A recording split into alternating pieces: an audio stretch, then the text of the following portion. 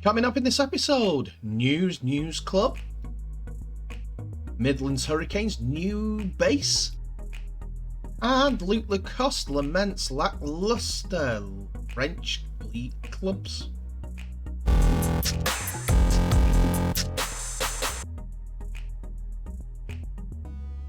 Hello everybody and welcome back to the channel Held Dominance. Anthony here.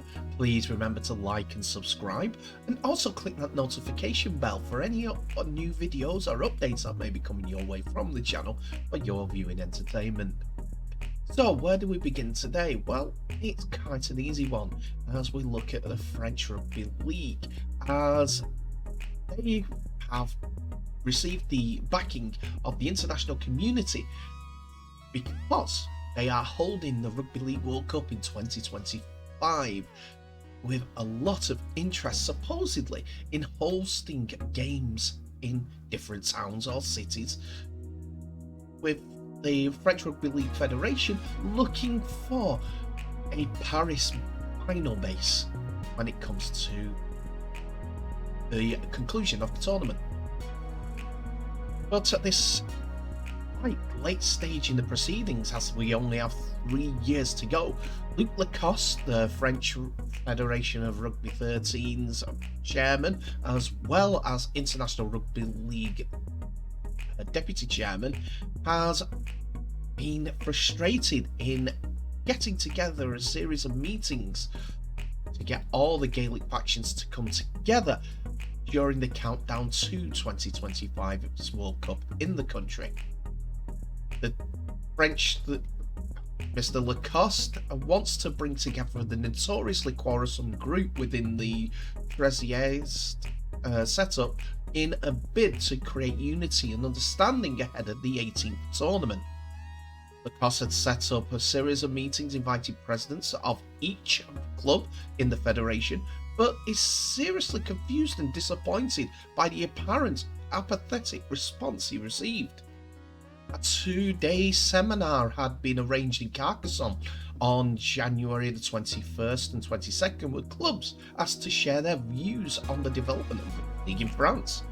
But a dismayed Lacoste has sent a stinging letter to those who have so far failed to respond to the invite to come to the French region. Despite several reminders, I note that many clubs have not registered for the meeting, he writes. I thank those who have. To others, I wish to express my incomprehension, even my disappointment. These meetings seem to me to meet an expectation. We tried to organise them a year and a half ago, but the sanitary conditions of the time, i.e. the pandemic, prevented them from taking place. Many clubs often complain of the lack of communication and consultation, so we decided to organise the meeting for all of you. How can we advance a collective project in the general interest if you do not want to participate in the movement? Pursuing my desire to straighten out French Rugby League will not happen without you. The management committee can, of course, take decisions without consulting all the clubs. But for us today, it is a question of involving everyone in the common approach and actions, so alone we will not succeed.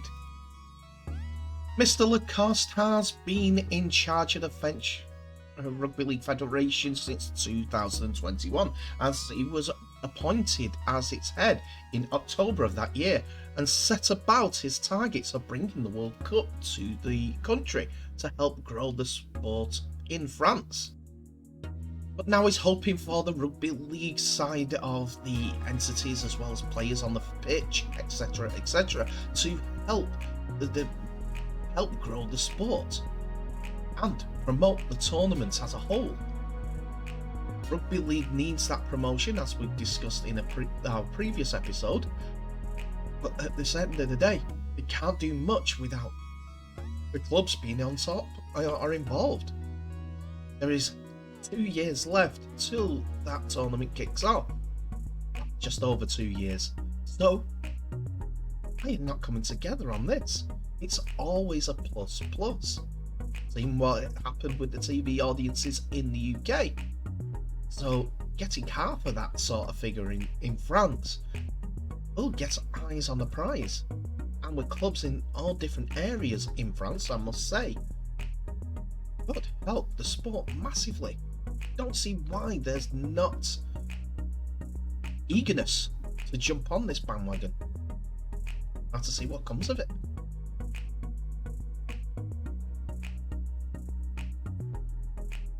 So we come to that little bit of news which I covered a little bit at the end of the video from yesterday, as Rugby League fixtures are set to be played in Birmingham's Alexander Stadium, which was the 2022 Commonwealth Games main venue, after a partnership was agreed by Midlands Hurricanes and Birmingham City Council. The Hurricanes, who play in League One, are due to play their home games during the 2023 season at the Perry Bar location, starting with the tie against Cornwall on February the 19th. The club will utilise the community pitch adjacent to the main stadium, which hosts athletics and the opening and closing ceremonies at Birmingham 2022. We are delighted to welcome the Midlands Hurricanes to the Alexander Stadium, said leader of Birmingham City Council, Ian Ward. Rugby League is an exciting sport, as demonstrated by the recent World Cup that was staged here in England.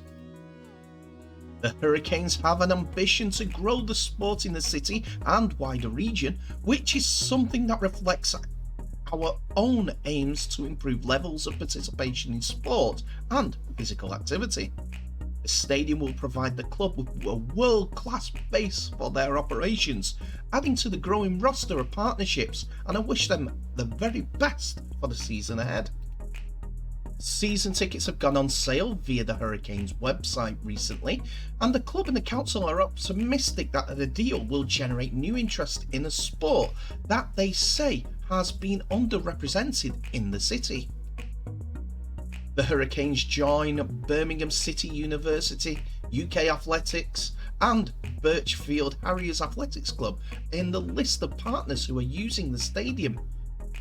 As I said in yesterday's episode, there could be a boost in the grading for Midland Hurricanes because of this move to such a fantastic venue. It's fantastic looking and would be the envy of plenty of rugby league clubs in the tournament, in both the RFL and Super League, should I say.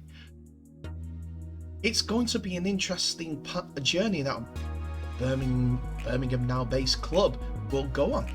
Midland Hurricanes could be set for a B grade license after this when the new terms come in. It will all just determine on their performances on the field. Be an interesting one in League One.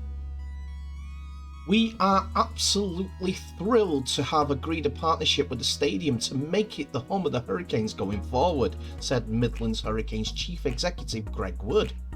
Our ambition as a club is to grow the sport in the Midlands, and having such a prestigious venue as our hub, it gives a real focal point for the team community and hopefully the region to get behind.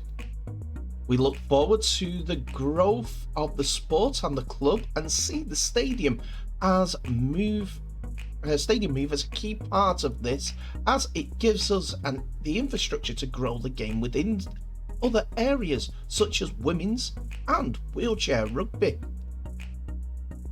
Unfortunately for the Hurricanes, the move into the stadium itself will not be this year, as their playing surface at the Alexandra Stadium is not match ready for 2023. So they'll be playing their games at the warm-up arena for 2023, with the view to moving inside the main venue for 2024, which is perfect timing for the IMG grading system to kick in, as if they move into the main venue as scheduled in 2024, puts them in a positive step to get a better grading. It's one of those expansion areas that could be utilised if the sport can tap into an audience from the Birmingham area.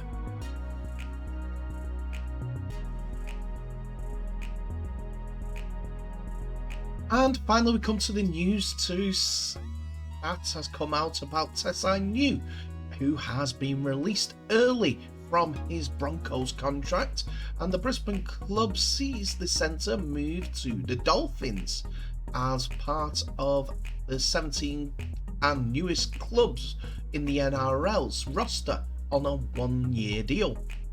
The 21-year-old featured 32 times in the top grade for Brisbane, making his debut back in 2020, and scored 11 tries while covering multiple positions in the backline for the Broncos. This was confirmed via the Brisbane Broncos website, as Broncos head coach Kevin Walters said in the statement, "Tesi has been in the Broncos system for a number of years and is highly regarded across the club. But we believe he will receive more opportunities elsewhere, and it's an indication of our respect for Tesi that we have allowed him to depart. We wish Tesi all the best in his next part of his journey." As New becomes the newest member of Wayne Bennett's squad, the club seem to be very delighted with the acquisition of such a young and very good, potentially set back row player for their inaugural season in the NRL. The Dolphins are very eager and very excited by this signing, as it was under the headline of "New Kid on the Block." Yeah, pun intended. Anyway, what they said was, the Dolphins have add depth and strike to their backline after securing the services of Tongan international Tesi. New will begin training with the Dolphins almost immediately, with the NRL newcomers just 2 months away from making their historic NRL debut against the Roosters on the 5th of March at Suncorp Stadium. This sentiment was echoed by Dolphins chief executive Terry Reader, who believes that New is a strong addition to the club outside backs ranks. And he stated, "We obviously know Tesi very well, as he is a Brisbane-born player we have watched come through the grades and become an NRL regular and an international," Reader said. "We now have a strong list of outside backs with players such as Hamiso Tabuai-Fidau, Ewan Aitken, Bronco Lee, Edric Lee, Jermaine Izako, Oliver Gildart and Robin Jennings, all part of the Dolphins Foundation squad. This group will compete for spots in the first Dolphins team to play the Roosters, and with the trials only 4 weeks away, that competition will start very soon. We have always said that January will be a busy period for recruitment, and bring Tesi into our squad is a great acquisition.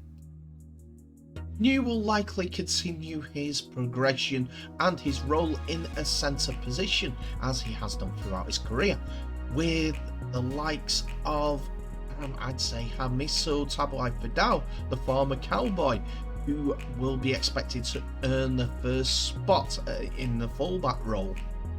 But then it's a toss-up between who's going to go where, as Wayne Bennett will have a squad in mind to begin with for this game, and then a different one in the game after, as there's no real superstar in the squad. It'll be all about the team game, the squad game, and looking to players to step up to being the leaders on the pitch.